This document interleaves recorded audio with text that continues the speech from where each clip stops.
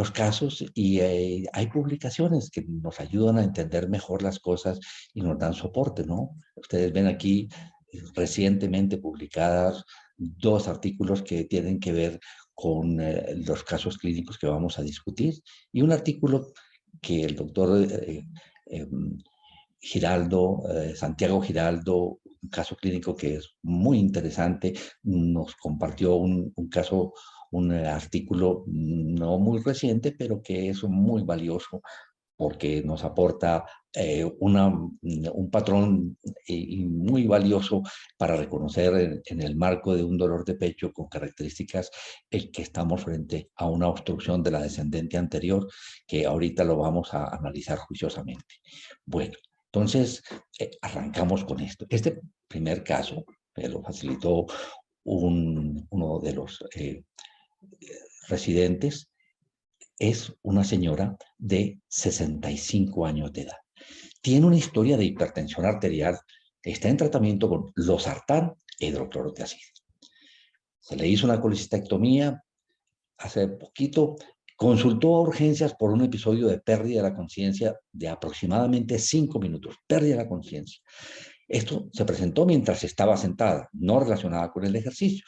Al recuperar la conciencia, quedó con sensación de disnea, no experimentó dolor de pecho, no tuvo ningún déficit neurológico posterior. Y al reinterrogarla, venía con un mes de evolución de debilidad generalizada, de disnea de moderados esfuerzos y episodios de mareo cuando caminaba.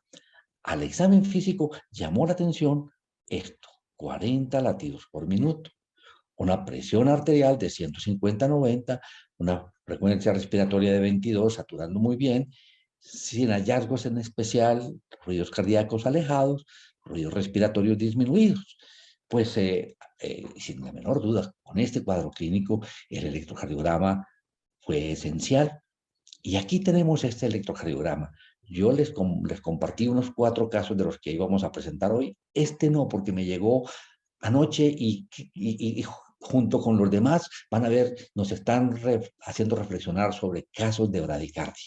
Entonces, en este caso, creo que vale la pena el que observemos este electrocardiograma. Ustedes ven aquí, tenemos D1, D2, D3, ABR,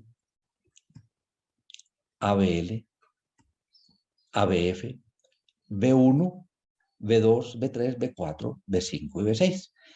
Y tenemos un dedo largo. Bueno, ¿quién se anima a hacer un análisis de eso?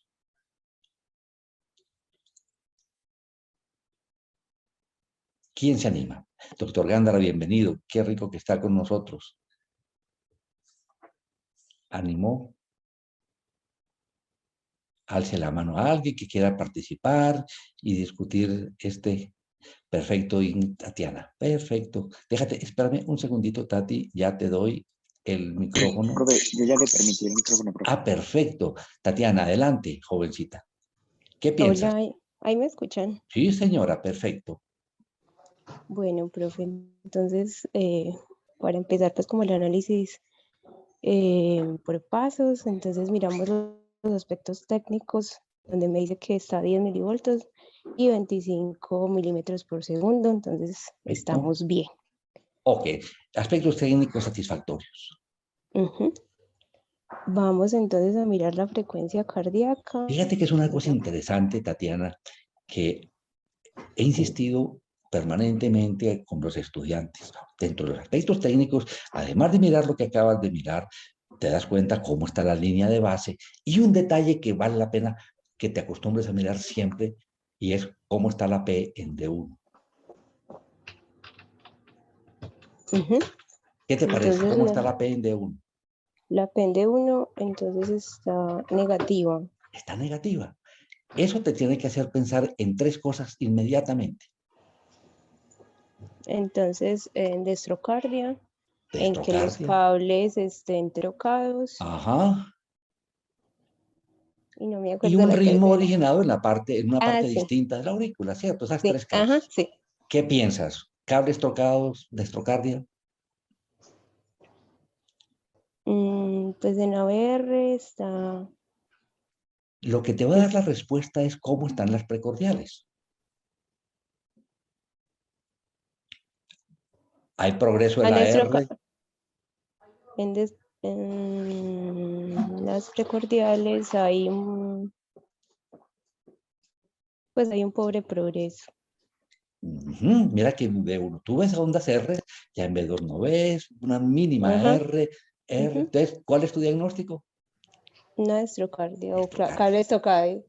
No, porque fíjate Destrocardia. que no hay, tú deberías, si tú ves aquí una morfología aquí en B5, B6, donde ves una onda R Ajá. claramente, dices a cables trocados y tengo que mirar cómo está. Pero Bueno, si te sí. encuentras esta falta de progreso, definitivamente esto es una destrocardia. ¿Sí ves? Entonces, primer detalle que es bien curioso, porque se nos pasó por alto seguramente mirar esta paciente si tenía o no tenía el PMI, dónde estaba el PMI, al oír ruidos alejados, llamarle uno la atención, perfecto. Y ahora sí viene la parte, ¿qué piensas del ritmo? ¿Una bradicardia sinusal? Entonces tiene una bradicardia, la frecuencia cardíaca está más o menos en 41 Ajá. y 300, cuando 150, 100, vamos, 75, 60, 50, ¿cómo? Uy, 30, exacto, ¿no? Una frecuencia muy bajita. ajá, y Yo adicional a eso, juiciosamente miraría cómo está el cuello ante una bradicardia tan importante y mirar si hay ondas en cañón ocasionalmente, porque si las hay, hago el diagnóstico de un bloqueo auriculoventricular de tercer grado. ¿Qué piensas aquí? ¿Es una bradicardia sinusal o hay algo más para una frecuencia tan bajita? Y mira la morfología del QRS, ¿no?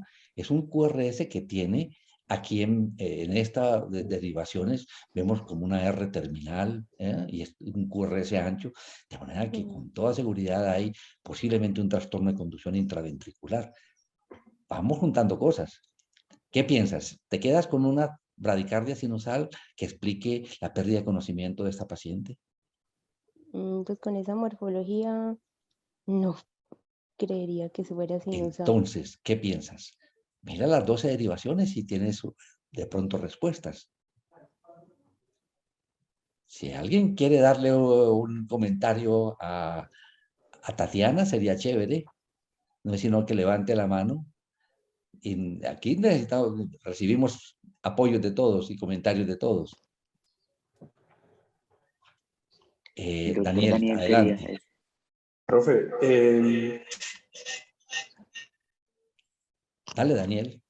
sí, profe, sobre todo en D3 se ve ahí que hay más ondas P que QRS, mayor actividad Cierto. auricular. Fíjate que aquí, teóricamente, en esta derivación D2, no lo ves con claridad, pero muy probablemente esto es por la condición de una destrocardia, ¿ah? Porque tú ves que la P en D2 no es una onda P sinusal, claramente, tienes bifásica. Y aquí tú empiezas a ver en D3 que sí hay otras ondas, y cuando miras otras derivaciones, te encuentras ese detalle. Entonces, un primer mensaje bien bonito ese que tú acabas de dar. Entonces, ¿cuál es tu conclusión, Daniel? Profe, pues yo creo que ahí lo que nos ayuda es que el segmento PR es constante.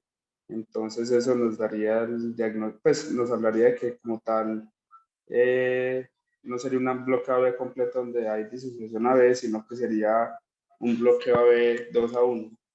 Un bloqueo aurículo-ventricular 2-1 en un paciente con una destrocardia.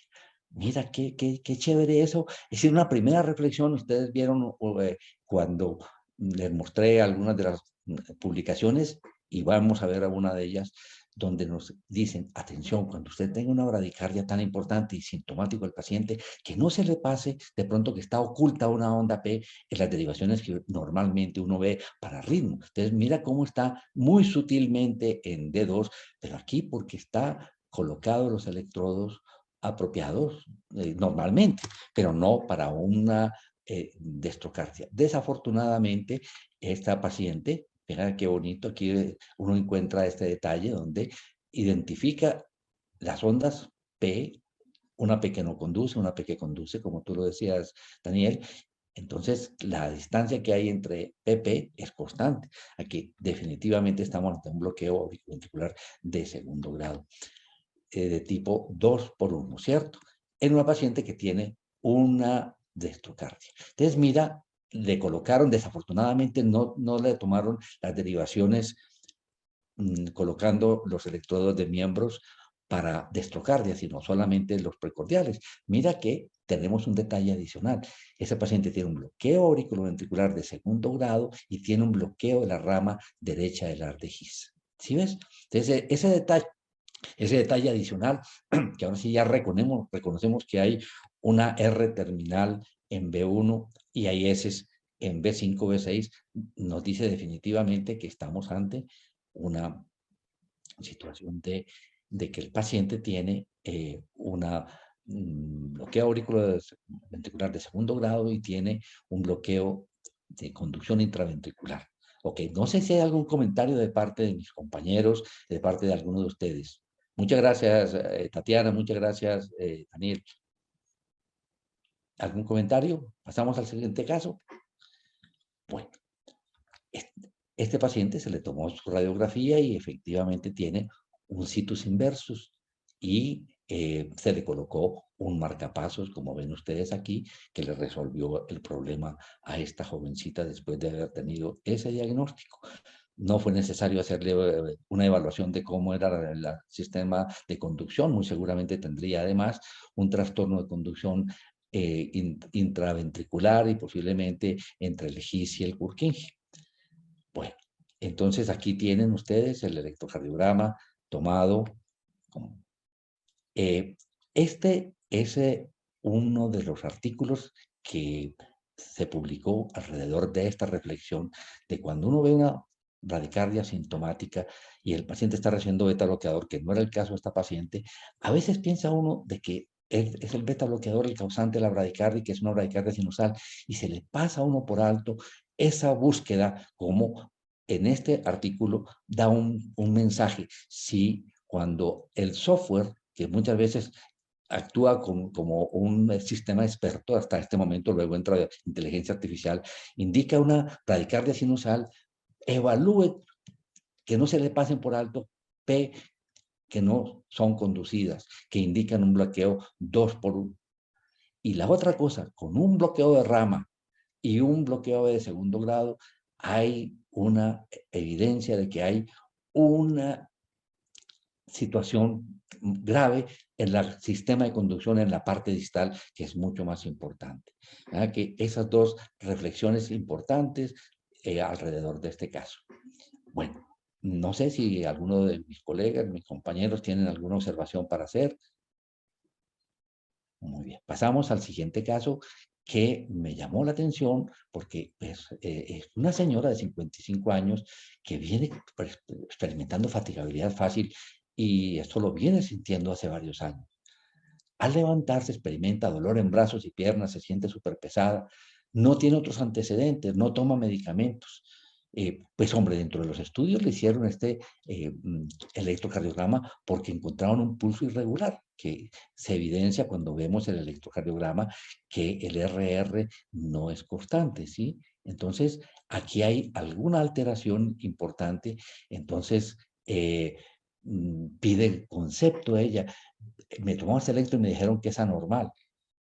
¿Quién me ayuda a hacer una interpretación de este electrocardiograma? Alejandra, ¿te animas? Perfecto, tienes el micrófono. Adelante, Alejandra. Bueno, ¿me escuchan? Ah, sí, señora. Adelante, Ale. Bueno, primero, tener en cuenta pues, las características que nos dan del caso clínico, donde tenemos una mujer de 55 años, que tenemos una paciente pues, con fatigabilidad. Adicionalmente a eso sería muy importante como mirar los antecedentes de la paciente que nos pueda arrojar una información extra como los medicamentos, pues como ya bien el profesor Carlos José nos mencionaba, tenemos un RR irregular, pues que se podría haber evidenciado como en el pulso irregular de la paciente. Entonces podríamos tener como, bueno, varias características. Primero, sabemos que no toma los medicamentos, después pues nos vamos a mirar como el electrocardiograma, miramos pues como lo habíamos visto en el caso anterior, los parámetros técnicos, donde pues miramos que está a la estandarización pues que se tiene comúnmente. Adicionalmente a eso, pues la P en D1 se ve positiva y ya pues nos vamos a mirar pues, como el patrón que presenta la paciente. Entonces, frecuencia cardíaca, tenemos una paciente que se presenta con una bradicardia, ya pues para irnos a analizar Con una entonces RR variable a sí, diferencia de la anterior, ¿no? Eso le hace exacto. pensar a uno a otra cosa diferente. Exacto, entonces ya después nos vamos a ver pues la morfología de las ondas P. Después cogemos el PR y nos llama la atención que tenemos un PR variable a medida de que vamos viendo las derivaciones, donde vemos que el PR, por ejemplo, pues vamos a tomarlo en D2, vemos que a medida de que va pasando pues va viendo un alargamiento del PR eh, a medida que pues, va conduciendo al QRS y vemos que una PM deja de conducir. Entonces, pues esa es una característica específica del bloqueo AB de segundo grado, específicamente MOVITS 1. Ujú. Perfecto, perfecto. No sé si alguien tenga alguna observación complementaria para Alejandra. Llama mucho la atención de pronto este RR tan prolongado que no me lo explico satisfactoriamente. Y la otra cosa que uno siempre se pregunta, un bloqueo auriculoventricular de segundo grado MOVIS 1 sin un paciente que tenga historia de problemas de un infarto agudo de miocardio, que sea esto durante el día y no sea durante la noche, que no es deportista, que por el contrario se fatiga fácilmente con el ejercicio, lo pone uno a considerar si esto tenga algún significado. Que es una de las reflexiones. Siempre hemos pensado que esto es que posiblemente algo relacionado con un influjo vagal muy importante, pero con la historia de ella nos obliga probablemente a hacer un poco más en el estudio de esa paciente. Puede tener otras causas de fatiga crónica, pero aquí estamos encontrando algo que nos deja un poco inquietos. ¿Qué piensas tú, Aleja? ¿Qué has revisado de bloqueo AB de segundo grado MOVIS 1? Profe, pues primero, pues que se caracteriza específicamente porque pues tenemos un problema en la conducción auriculoventricular, adicionalmente a eso que podríamos pues verlo asociado pues a sustancias como son los beta bloqueadores, también los calcioantagonistas. Así es. eh, mm, ¿Qué más? El entrenamiento, un influjo vagal muy importante. Y de pronto podría estar incluido en la parte de sueño un influjo vagal importante. Pero la reflexión que me empiezo yo a hacer esta semana, justamente cayeron varios casos.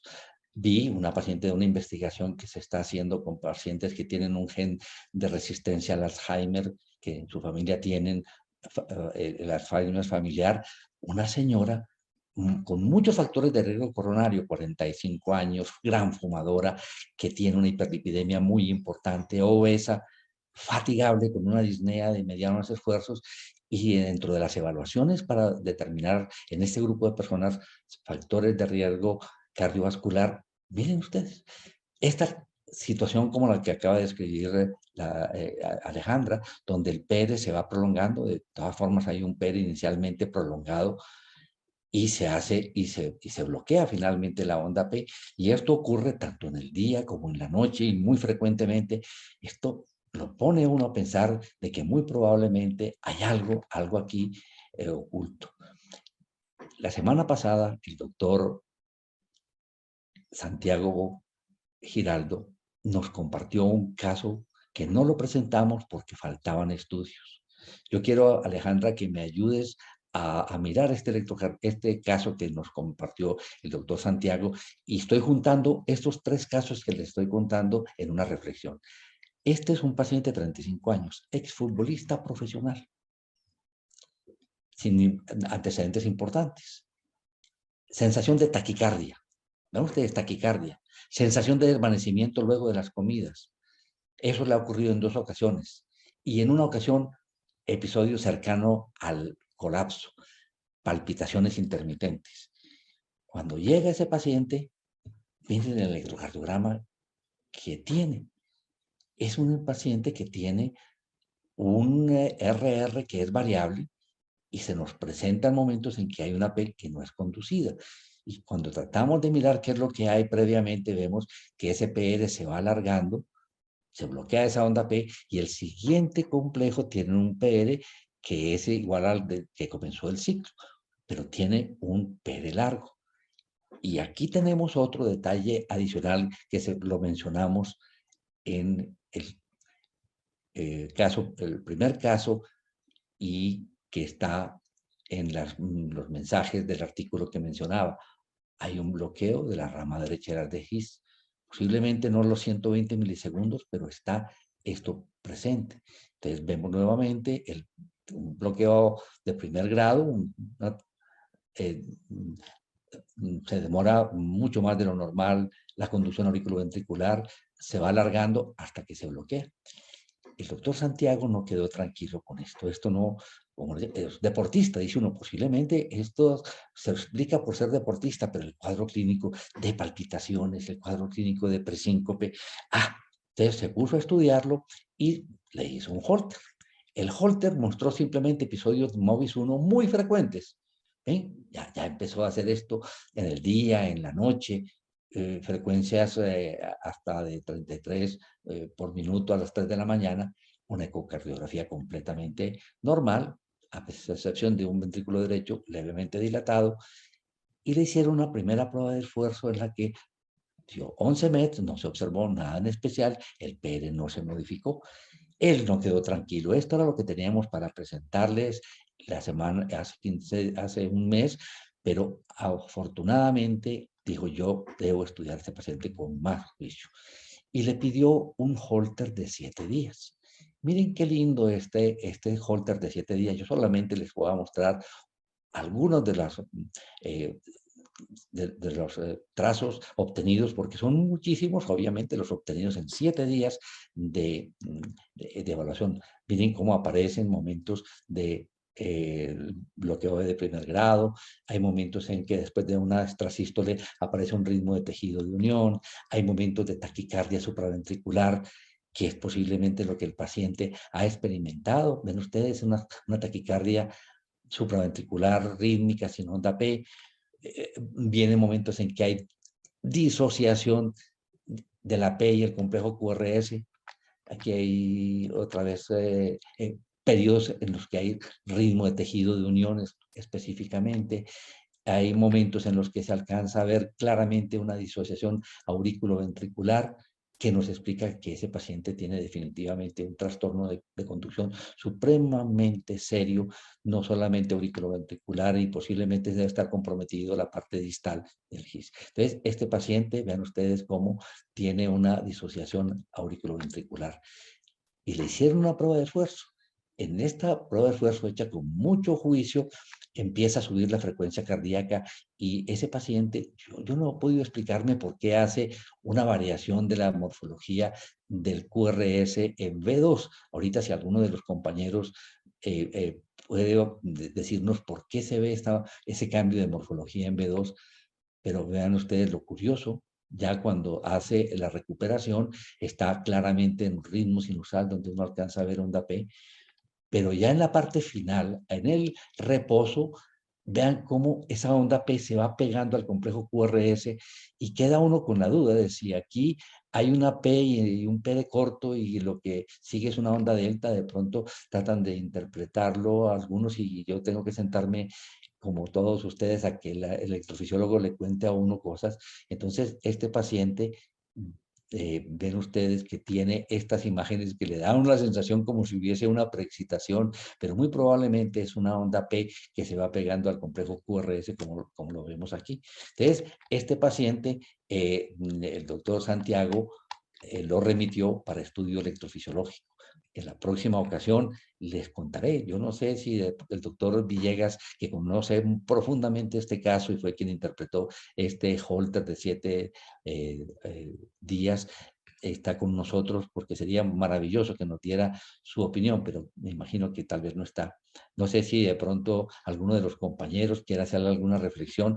Entonces, mi inquietud es que definitivamente la historia clínica del paciente es clave.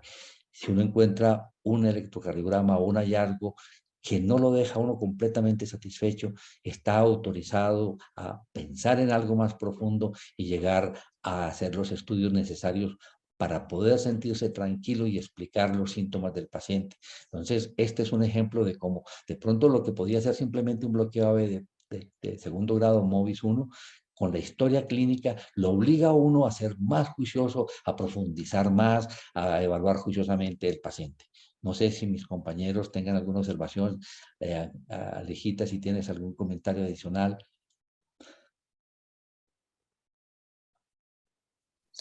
Profe, no, porque con este caso llama la atención mirar pues que aunque uno podría tomar la característica de que es un deportista, no lo deja uno tranquilo como los síntomas que venía presentando el paciente y eso como que nos debe dejar como la inquietud. Eso, es un mensaje muy preciso, Alejita. Muchas gracias. Bueno, no sé si hay algún otro comentario, si no pasemos al siguiente caso que es para que complementemos este detalle de las bradiarritmias y ese mensaje que estábamos encontrando en el artículo que les comenté. Este caso igualmente facilitado por el doctor Santiago Giraldo. Hoy no puede, él siempre nos acompaña, hoy no puede estar porque está en vacaciones y en un momento muy, muy importante de su vida. Es una mujer de 65 años, hipertensa, con artritis reumatoidea, recibe metotrexato y cloroquina. Su motivo de consulta, nuevamente, hace 6 meses, evento sincopal mientras descendía por las escaleras de su casa. 5 meses hace que tuvo un nuevo evento sincopal, esta vez al subir las escalas en el metro. Consulta por un nuevo evento sincopal mientras deambulaba en casa, mientras se movilizaba en el taxi hacia el hospital, tuvo un nuevo evento sincopal. Y al momento de hacerle el examen, encontramos este electrocardiograma. ¿Quién se anima a hacer el análisis de ese electrocardiograma? Ese sí lo compartimos, de manera que lo conocen ustedes un poquito mejor. ¿Quién se anima a discutirlo?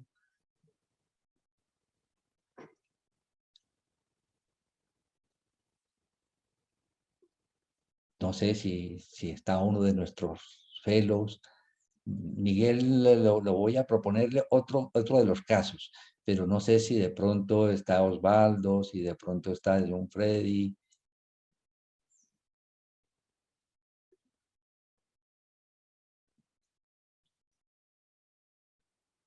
Les voy a contar lo que observó el doctor Santiago, que es muy interesante. Entonces, esta paciente, ven ustedes que llegó con una frecuencia cardíaca 300, 150, 175, tenía una P positiva en D1. Al momento de evaluar a ese paciente, observen ustedes que el PR está prolongado. Entonces, es un PR prolongado, un bloqueo AB de primer grado. Encuentra que tiene en V1 una morfología RS, R'S', S. Sánchez en B5, B6, en D1 hay un bloqueo de la rama derecha de las de His. Entonces ya tenemos varias cosas, un PR prolongado, un bloqueo de la rama derecha de las de His, y vean ustedes cómo el eje del QRS es un eje que está desviado a la izquierda. La morfología que tiene D2 es R pequeñita, S profunda, R pequeñita, S profunda, y la morfología de ABL es QR con un tiempo pico muy largo.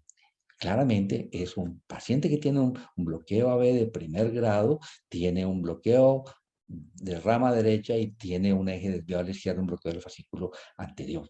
Entonces, este paciente, con esa historia clínica de síncope a repetición, pues lo estudiaron, tiene una ecocardiografía que muestra un ventrículo izquierdo tamaño normal, redmodelamiento concéntrico, contractilidad normal, una fracción de eyección de 59% con una aurícula izquierda dilatada, y el Holter, ritmo sinusal, frecuencia cardíaca promedio 59, que está bajita, conducción AB con bloqueo AB de primer grado, pedidos de taquicardia supraventricular de corta duración, pero realmente ven ustedes el número de despolarizaciones prematuras. pero sin arritmias sostenidas.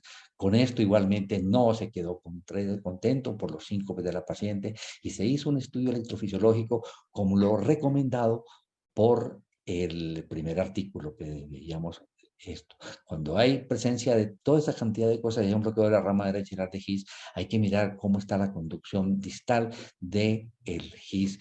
Aquí se encontró prolongado, no se indujeron arritmias y con esto se llegó a la conclusión de que ese paciente tenía un trastorno muy serio de la conducción intraventricular y se programó para un implante de marcapasos bicameral y después de esto la paciente no ha vuelto a presentar ningún cuadro sincopal. Entonces, para redondear, ayer Alejandro Narváez me compartió este artículo aparecido en el JAMA Internal Medicine, publicado online el día de ayer, donde vean ustedes que se presenta esta situación con un paciente de 60 años que llega con una historia de varios episodios de síncope y tiene el mismo electro que acabamos de ver. Vean ustedes cómo el PR estará prolongado. Hay un bloqueo de la rama derecha del de His. Hay un eje completamente desviado a la izquierda con todos los signos del bloqueo del fascículo superior. Entonces, cuando llegó con síncopes, esta paciente no tenía la razón para decirle coloco un marcapasos, pero en el seguimiento de la paciente, cuando tuvo otro síncope, observen ustedes aquí cómo se hizo un bloqueo avanzado muy importante con una frecuencia supremamente baja, 22 latidos por minuto, no quedó la menor duda. De manera que esos mensajes son mensajes muy importantes y aquí vuelvo otra vez a mostrarles los mensajes que proponen.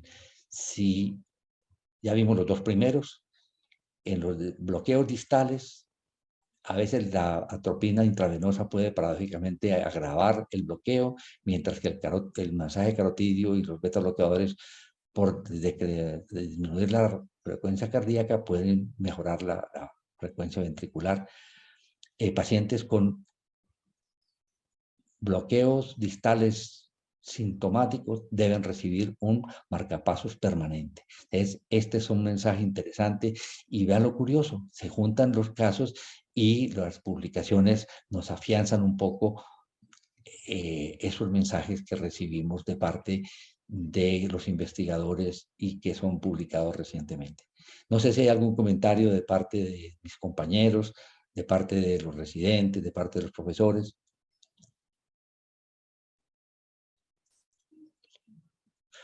Muy bien, ahora sí sigue otro caso también compartido por el doctor Santiago Giraldo. Qué cosa, nos ha suministrado unos casos absolutamente hermosos. Miguel, ¿tú quieres discutir este caso? Claro que sí, profe, de una. Adelante, Miguel. Bueno, profe, entonces tenemos un paciente de 60 años de edad que no tiene ningún antecedente personal relevante y que como antecedente familiar tiene la presencia de enfermedad coronaria a los 65 años en su padre. El paciente consultó por un cuadro clínico de 15 días de disnea y una angina de esfuerzo. Tuvo la presencia de un dolor torácico propio en reposo, se le apareció a las 4 de la mañana, por lo que decidió consultar el servicio de urgencias. Y tenemos... Ese es el electrocardiograma cuando llegó la primera vez al servicio de urgencias. Bueno, esto fue hace poquito. Aquí, ¿qué llamó la atención? Realmente, no, la persona que lo vio no, no tuvo la posibilidad de decir que lo considero como en límites normales. ¿A ti te llama la atención algo en ese electrocardiograma? Entonces, a ver, dentro de este electrocardiograma, profe, que pues haciendo como la lectura sistemática como lo han hecho todos los compañeros, tiene una buena estandarización. Vemos que el paciente tiene un ritmo sinusal, pero hay como algunos cambios, sobre todo el segmento pues del QRS y del segmento ST en las derivaciones B2, sobre todo B2, profe. Sobre todo B2, B3 ¿no? y Lástima que B2. coincide justamente una línea de base que es un poquito inestable, que le impide a uno saber exactamente qué está pasando con ese punto, ¿cierto? Sí, Pero profe. eso que te crea una alarma que probablemente en una sola derivación dice, si será importante, aunque yo veo una R alta aquí en B2 y veo ese cambio en el segmento ST, efectivamente el paciente lo dieron de alta porque le hicieron una detección de troponinas que fueron normales. Entonces, el segundo electrocardiograma una hora después, ahí sí tienes un B2 que se ve con más claridad y otros cambios que de pronto puede ser interesante. ¿Tú qué piensas, Miguel, de este nuevo electrocardiograma una hora después? Claro que sí, Pero profe. pues, Entonces, es lo que uno hace. Tiene dolor de pecho, pide unas troponinas, están en límites normales, están por debajo del 95, del percentil 95. A la hora le vuelve a tomar un electrocardiograma y le vuelve a pedir las troponinas, que son 8 en este caso, donde son 45 en el del punto de corte del sitio donde se toma este electrocardiograma. bueno, entonces, nuevamente me llama muchísimo la atención otra vez la derivación B2, profe, que ya tiene unos cambios que uno podría llegar a relacionar con una repolarización precoz. Y teniendo en cuenta pues que la troponina es negativa, usted podría llegar a quedarse tranquilo, pero hay que tener en cuenta eh, como algunos hallazgos específicos que uno podría encontrar en pacientes que se presentan con un cuadro clínico de dolor torácico y presentan esos hallazgos similares o semejantes a lo que pueden ser la repolarización precoz, profe. Correcto.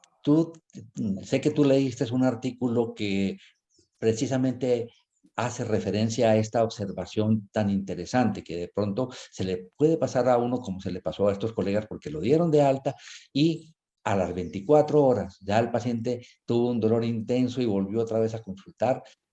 Miren cómo ha variado esta imagen en B2, probablemente ya sí hay cambios de depresión del segmento ST en ABF.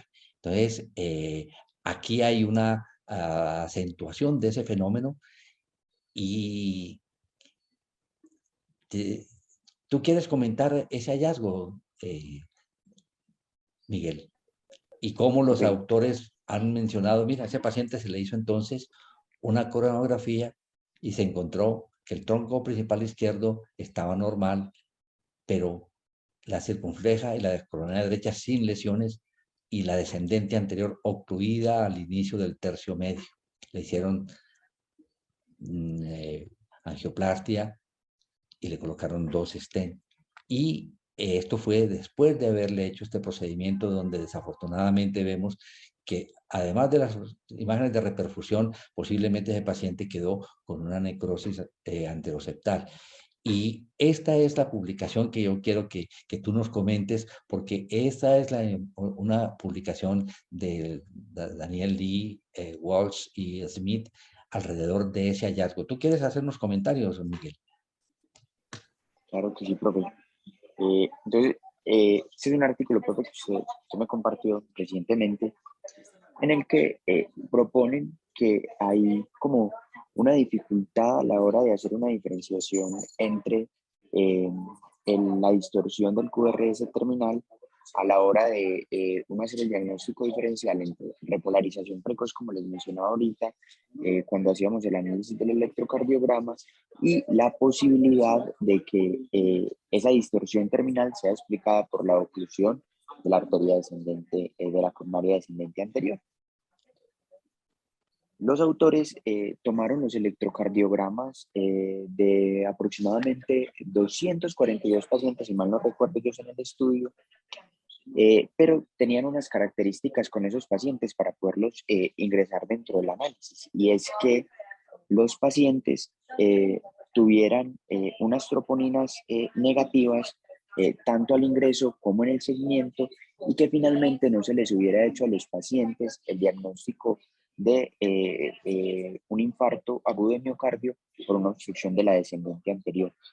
Y encontraron que habían unos hallazgos muy bonitos en esos pacientes para uno poder definir si tenían o una repolarización precoz o la oclusión de la arteria descendente anterior. Y ellos proponen tomar las derivadas B2 y B3, e incluso en algunos pacientes uno podría tomar la derivada B4. Proponen que haya una elevación del segmento ST en esas derivaciones de por lo menos 0.1 milivoltios, o pues sí, de un milímetro.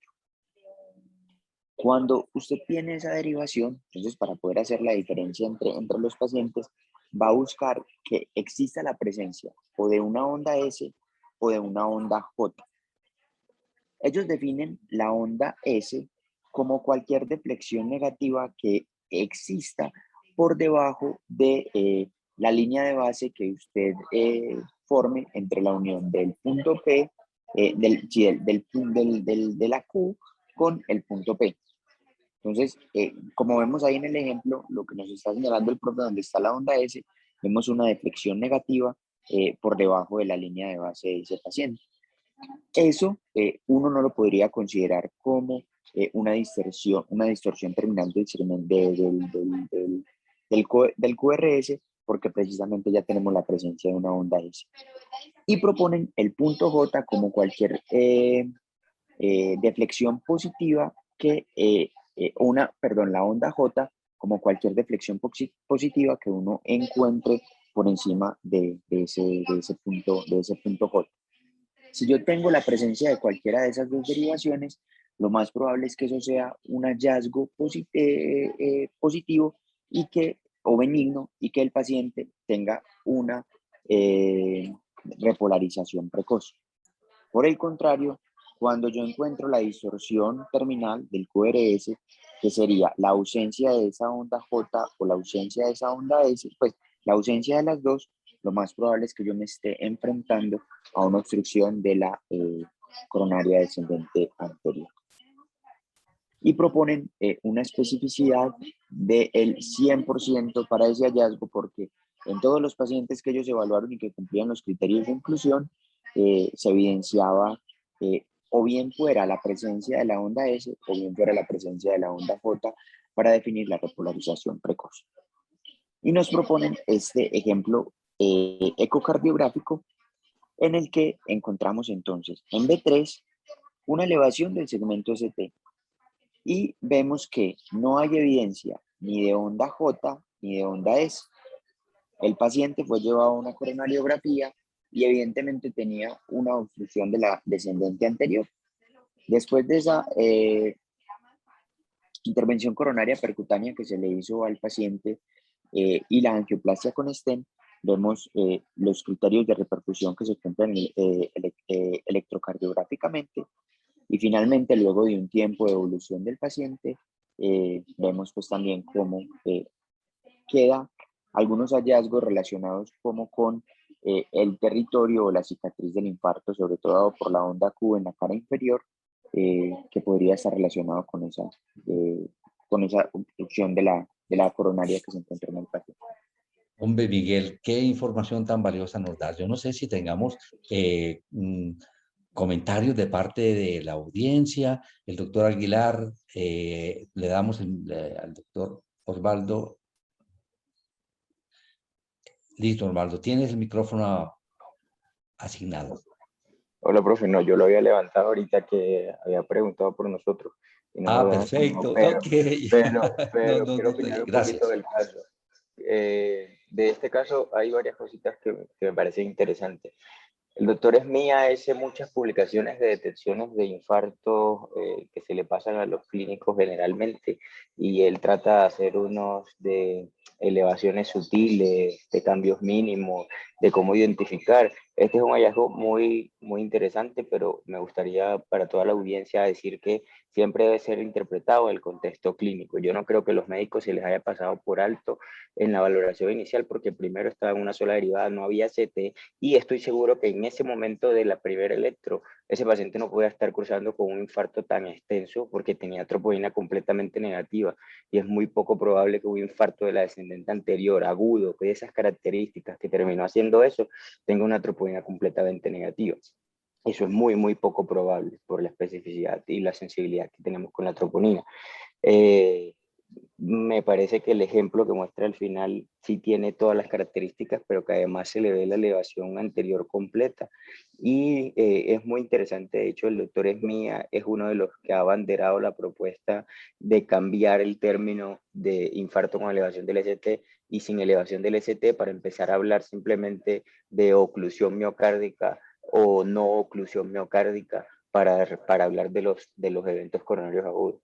Entonces, quería como mencionar eso.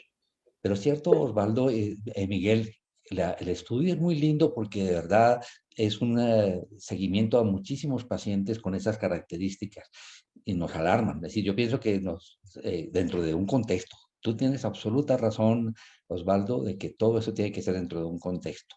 Doctor Edison, adelante, tiene el micrófono habilitado.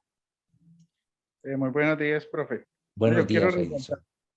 Yo quiero resaltar algo que estaba mencionando Osvaldo, y es que es muy difícil la interpretación en el caso que se muestra por el hecho de que es una sola derivada la que se estaba con esos cambios del ST inicialmente. A diferencia, por ejemplo, del otro caso que ustedes mostraban ahí, donde Miguel estaba explicando, donde de todas formas había unos cambios en B3, B4 e incluso se extendían hasta B5. Una derivada aislada vuelve y juega lo que dice Osvaldo, lo que importa mucho es el escenario clínico del paciente, entonces una sola derivada, dos sets de troponinas que eran negativos.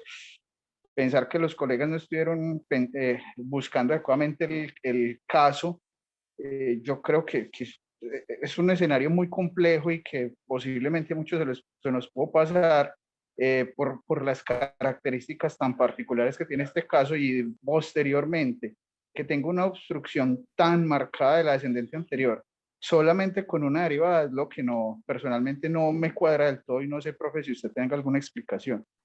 No, señor. Daniel, adelante, tú tienes el micrófono asignado. Profe, Para mí, adelante, Daniel. Lo que está hablando el profe Edison, no sé si eso tenga que ver particularmente con lo que en la literatura se reporta, no sé si en la coronaria como tal había una obstrucción en la primera diagonal que lo mencionan como una elevación no anatómica, que es en B2 y en ABL, y que digamos se saldría de la definición clásica de elevación del ST.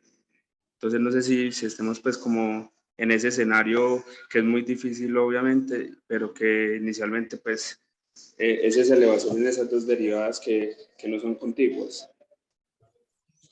Yo pienso que nos va a tocar leer muy juiciosamente el artículo original, porque de verdad insisten mucho, Miguel que lo leyó juiciosamente, en esta morfología casi que única en B2 y B3, no en las otras derivaciones, que el ejemplo que ellos ponen, indudablemente, como el doctor Edison y Osvaldo lo dicen, tiene una elevación en otras derivaciones que le dicen a uno, esto definitivamente sí es anormal.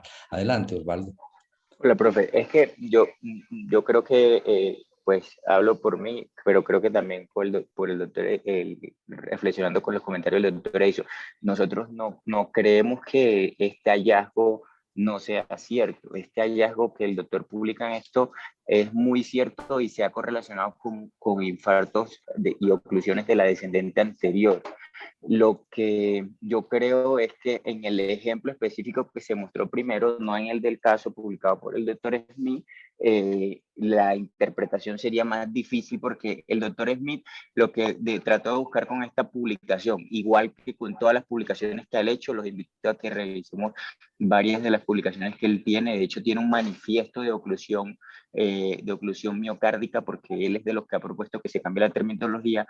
Lo que él busca con esto es que cuando tengamos un escenario donde dudemos de trastornos de la repolarización precoz versus infarto del ST, donde los dos van a cambiar esa fase de repolarización, estos hallazgos nos permitan distinguir entre uno y otro. En eso tiene utilidad esta publicación del doctor Smith. Pero en el primer ejemplo que se mostró, creo que no sería bueno para ilustrar cómo sacarnos de dudas, porque en ese paciente quizás la duda no era si tenía repolarización precoz o no, sino que simplemente habían cambios sutiles al inicio y sin una gran carga isquémica, porque como se evidenció en la troponina estaba completamente negativa. El paciente estaba haciendo cambios precoces que eran difíciles de detectar, y que más adelante hizo la oclusión completa y se logró ver. O sea, eso era una cosa aguda, porque de hecho elevó el ST. Al principio los cambios podían ser simplemente precoces, entonces no creo que era el mejor ejemplo. Este artículo se aplica cuando tengamos sospecha de elevación del ST y tengamos dudas si esos cambios son por una repolarización precoz o por un evento isquémico. Entonces él nos dice que cuando hay ausencia de una de esas ondas, se trata de una oclusión. Fíjate que yo pienso que de este caso aprendemos de que puedo ser una manifestación atípica, pero corresponde esta imagen en B2 a lo descrito por ellos y nos alerta. Así, en ese momento, decir, doy de alta a ese paciente, lo vigilo más estrechamente, me replanteo si los resultados de troponina están bien realizados o no. Es decir, aquí obliga a repensar otra vez al paciente y tomar una decisión, por supuesto, en el escenario de un dolor de pecho muy intenso. El doctor Edison, adelante, Edison, y luego Alejandro. Profe, no, que me parece muy importante, justamente iba a recalcar eso que usted acaba de decir, y es el hecho de que cuando tenemos estas manifestaciones atípicas que pues tal vez no nos cuadran del todo para un evento, pero que obviamente no nos pueden dejar tranquilos, y eso sí es la importancia de ello, yo lo entiendo así, de esta enseñanza que usted nos está dando, es que efectivamente si hay algo que nos intranquiliza, hay un hallazgo en el electro que no logramos explicar completamente, de todas formas no lo debemos desestimar, y ahí es la importancia del seguimiento electrocardiográfico, de mirar entonces si el paciente lo dejó en observación, si le pido un estudio como una ecocardiografía para completar si hay algo adicional que me pueda aportar. Pues es el hecho de que nos llame la atención y miremos otras alternativas, que nos de pronto tomemos la situación a la ligera y de esa forma tratemos de esclarecer algo que en principio, y eso nos pasa en muchos casos, no tenemos la suficiente claridad de qué nos está pasando en ese momento. Y desafortunadamente hoy no podía estar con nosotros el doctor Santiago, que realmente seguramente nos hubiera contado bien en detalle cómo fue ocurriendo todo esto con el paciente y cómo lo vivieron su grupo de colaboradores. Entonces, Alejandro, adelante. Gracias, Edison. Profe, vea, la explicación de por qué solamente en B2, del año pasado hay un señor que se llama Littman, y el señor sacó una cosa que se llama el concepto de Littman. ¿Qué dice el concepto de Littman? Que las derivaciones B1, B2 y B3 tienen una proyección eléctrica con unas derivadas del plano frontal, que son ABL, ABR, ABL y ABF, en la cual AB2 se correlaciona con ABL, y que por ende uno puede tener cambios simplemente en B2 y en ABL. Y como vemos, pues ahí en ABL también tiene algo de un supradesnivel, y esa podría ser como la derivada que explica pues que serían las dos derivadas que podrían explicar los cambios, como para no tener temas que pegarse. Y ellos plantean que por eso es que hay algunos electrocardiogramas que tienen elevaciones en cara anterior, pero que la elevación en B2 es, comparada con B3 es muy poquita, mientras que en ABL sí está elevada. Y eso es un concepto pues que salió el año pasado. Eso también salió en los casos de llama. Entonces, si alguno de ustedes pues lo quiere leer, o el profe Edison, pues yo se lo mando ahorita. Y eso tiene que ver con el centro eléctrico del corazón. Es algo nuevo. Perfecto, muchas gracias. No sé si hay alguna otra observación. Miren qué montón de cosas hemos aprendido de la discusión de hoy. Creo que nos queda la motivación de leer el artículo que yo también se los comparto, que nos va a mandar Alejandro, y el artículo donde está esa observación anotada. Muy bien, yo pienso que así no alcanzamos a tener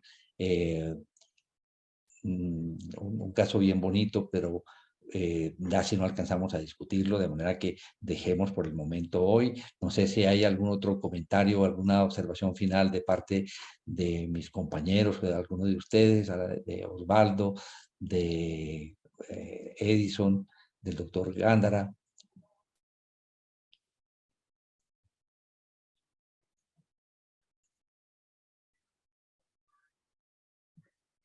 Bueno, entonces, jóvenes, dejamos por hoy la actividad. Creo que ha habido un montón de cositas que nos han hecho reflexionar y que muestran nuevamente la trascendencia de mirar con muchísimo juicio cada electrocardiograma, ser sistemáticos, tener algo en mente, hipótesis diagnósticas antes de mirar el electrocardiograma, confrontar esas hipótesis diagnósticas con el electrocardiograma y prestarle atención a cada detalle.